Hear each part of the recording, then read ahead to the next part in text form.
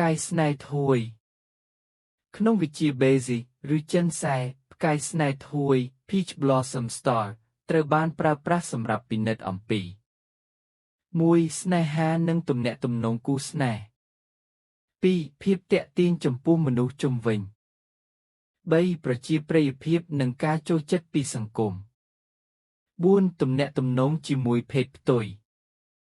5. អាជីពដែលពាក់ព័ន្ធនឹងការប្រាស្រ័យទាក់ទងសិល្បៈកម្សាន្តឬការលក់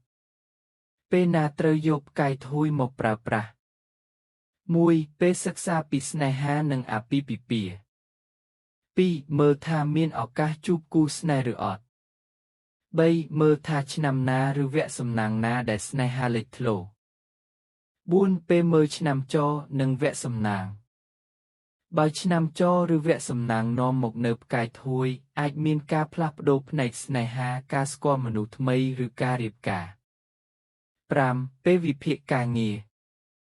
សម្រាប់អ្នកធ្វើការផ្នែកសិល្បៈការលក់ទីផ្សារកម្សាន្តឬសេវាកម្មផ្កាយធួយអាចជួយបង្កើនប្រជាប្រិយភាពនិងអតិថិជន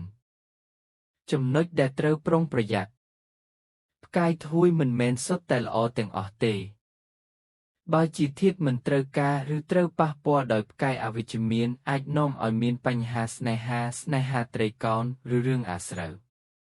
ត្រូវពិនិត្យរួមជាមួយធាតុត្រូវការនិងរចនាសម្ព័ន្ធ Basic ទាំងមូលមិនគួរមើលតែផ្កាយធួយមួយមុខទេ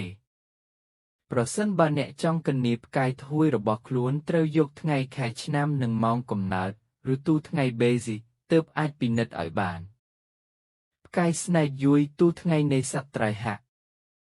1. ខាលមមីជាផ្កាយស្នេហ៍ធួយថោះ 2. វកជូតរោងផ្កាយស្នេហ៍ធួយរកា